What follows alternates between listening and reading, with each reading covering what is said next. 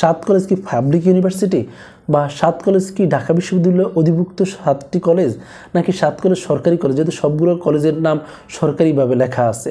তো আসলে আমি যদি এখানে ভর্তি হই, কেউ যদি আমাকে জিজ্ঞেস করে আপনি কোথায় পড়েন, আমি পরিচয়টা দিব কি, পাবলিক নাকি সরকারি কলেজ, নাকি ঢাকা বিশ্ববিদ্যালয় অধিভুক্ত নাকি অধিভুক্ত কলেজ, কি বলবো? কি আমাকে কমেন্ট করছেন 7 কলেজ কি আসলে পাবলিক ইউনিভার্সিটি? হ্যাঁ, যেহেতু আবার এইদিকে বলা হয় কলেজকে নাম দেওয়া হচ্ছে ঢাকা সেন্ট্রাল ইউনিভার্সিটি। তো আসলে এক্স্যাক্টলি কী বলা হয় এই 7 কলেজকে? তো আশা করি আজকের এই ভিডিওতে আমি কিছু প্রুফ দেখাবো, যেগুলো দ্বারা আপনি বিবেচনা করবেন 7 কলেজ কি পাবলিক ইউনিভার্সিটি, নাকি হচ্ছে সরকারি কলেজ, নাকি অধিভুক্ত সরকারি কলেজ, কি হবে এই 7 কলেজ। তো আশা করি যদি পুরো ভিডিওটা দেখেন তাহলে ইনশাল্লাহ একটা আপনার পুরো কনসেপ্ট ক্লিয়ার হয়ে যাবে। এবং ভিডিওতে যাওয়ার পূর্বে আপনাদের কাছে একটা রিকোয়েস্ট রাখি, যদি ভিডিওটা ভালো লাগে জাস্ট লাইক করবেন, যদি কোনো কিছু জানার থাকে তাহলে পুরো ভিডিও দেখে কমেন্ট করবেন, এবং প্রয়োজন মনে করলে আমার চ্যানেলকে সাবস্ক্রাইব করে রাখবেন।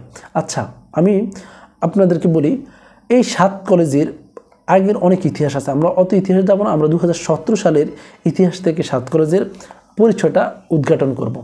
তো বিশেষ করে যদি আপনারা জানেন, আপনারা সবাই জানেন 2017 সালে এই ঢাকার 7টি কলেজকে ঢাকা বিশ্ববিদ্যালয়ে অন্তর্ভুক্ত করা হয়।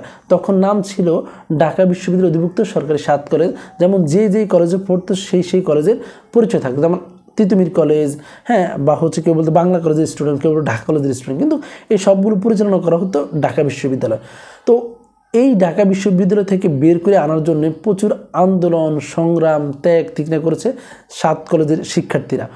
তো অলরেডি আপনারা সবাই জানেন 2025 সালে মার্চ মাসে এই 7টি কলেজকে ঢাকা বিশ্ববিদ্যালয় থেকে বের করে এনে একটা মানে স্বায়ত্তশাসিত বিশ্ববিদ্যালয়ের রূপদানের জন্য একটা নাম প্রকাশ করা হয়েছে, যেটার নাম হচ্ছে ঢাকা সেন্ট্রাল ইউনিভার্সিটি। তো আমরা এই মুহূর্তে বলতে পারি অলরেডি এই 7টি কলেজ আর ঢাকা বিশ্ববিদ্যালয় অধিভুক্ত থাকছে না, অর্থাৎ ঢাকা বিশ্ববিদ্যালয় অধিভুক্ত বাতিল।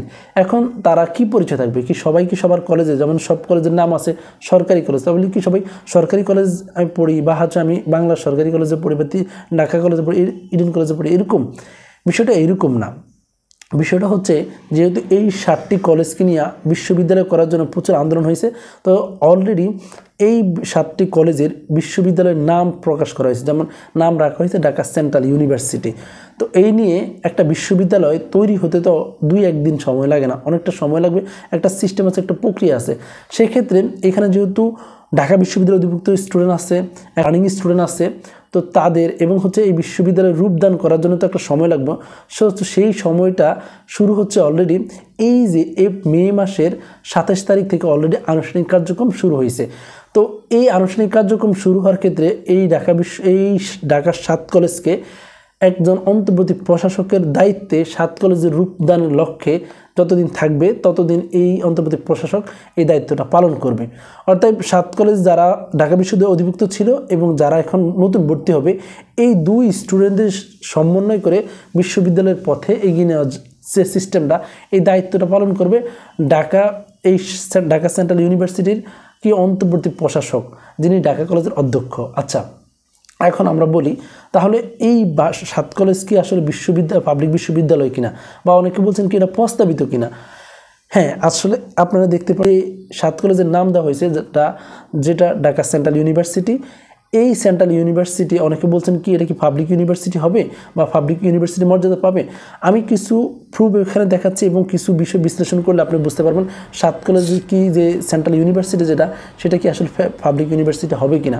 তো মূল বিষয়টা হচ্ছে, দেখেন, একটা বিশ্ববিদ্যালয়ে যদি আমরা বিচার করি পাবলিক বিশ্ববিদ্যালয়ের জন্য আলাদা বাজেট করা লাগে, পাবলিক বিশ্ববিদ্যালয়গুলো আলাদা, এগুলো বাংলাদেশ বিশ্ববিদ্যালয় মঞ্জুরি কমিশন অর্থাৎ ইউজিসির অধীনে চলে, তেমনই 7 কলেজও ইউজিসির অধীনে চলছে এবং 7 কলেজের জন্য আলাদা বাজেট পাস করানো হবে। আবার যদি আমরা দেখি একজন বিশ্ববিদ্যালয়ে উপাচার্য হয় বাংলাদেশের রাষ্ট্রপতি, তেমনি আমরা যদি দেখেন এই যে উইকিপিডিয়াতে আমি গিয়ে দেখছি এই 7 কলেজের উপাচার্য হবে বাংলাদেশের বর্তমান রাষ্ট্রপতি।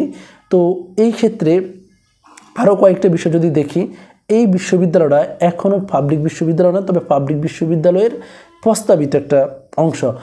কারণ একটা বিশ্ববিদ্যালয়ের রূপদানের ক্ষেত্রে 2-1 মাসে বললে আর হয়ে যায় না, তো এই যে একটা প্রক্রিয়াতে যেতে হয় সে পর্যন্ত অপেক্ষা করা লাগবে। তো আশা করি এই যে 7 কলেজের যে আনুষ্ঠানিক যাত্রা, হ্যাঁ, গত 27শে মে থেকে তাদের আনুষ্ঠানিক যাত্রা শুরু করছে এবং 2024-25 শিক্ষাবর্ষ ভর্তি থেকেই আশা করা যায় যে ঢাকা ইউনিভার্সিটির যে পদযাত্রা সেটা শুরু হবে, যা পরবর্তীতে একটা পাবলিক ইউনিভার্সিটি নামে পরিচিতি লাভ করবে। তো আশা করি এই যে বললাম যে একটা পাবলিক ইউনিভার্সিটির যে বিষয়গুলো, যেমন আলাদা করে বাজেট পাস করতে হয়, তারপর হচ্ছে বা ইউজিসি বাংলাদেশ বিশ্ববিদ্যালয় মঞ্জুরি কমিশনের অধীনে থাকতে হয়, হ্যাঁ, যেটা 7 কলেজের আছে, এবং হচ্ছে এই 7 কলেজে একজন বিশ্ববিদ্যালয়ের উপাচার্য হয় বাংলাদেশের রাষ্ট্রপতি। তেমন এখানে যদি আমরা এই যে উইকিপিডিয়াতে দেখি, 3 কলেজের উপাচার্য হচ্ছেন রাষ্ট্রপতি।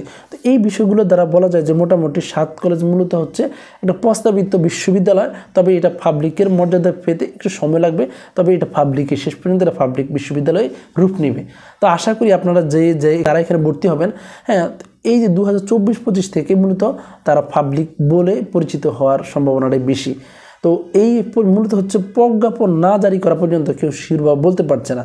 তো আশা করি বলা যায় যে 7 কলেজ যে পাবলিক ইউনিভার্সিটির রূপে যাচ্ছে এবং সেটা যা পরবর্তী পাবলিক বিশ্ববিদ্যালয় হবে, এবং আপনারা কখনো এখানে ভর্তি হলে এই পাবলিক ইউনিভার্সিটি নামেই পরিচিতি দিতে পারবেন। তো আশা করি সবাই বুঝতে পারছেন। সে পর্যন্ত সব ভালো থাকবেন, সুস্থ থাকবেন। যদি কোনো কিছু জানা থাকে তাহলে কমেন্ট করবেন এবং প্রয়োজন মনে করলে আমার চ্যানেলকে সাবস্ক্রাইব করবেন। ভিডিওটা ভালো লাগলে একটা লাইক করবেন। আসসালামু আলাইকুম।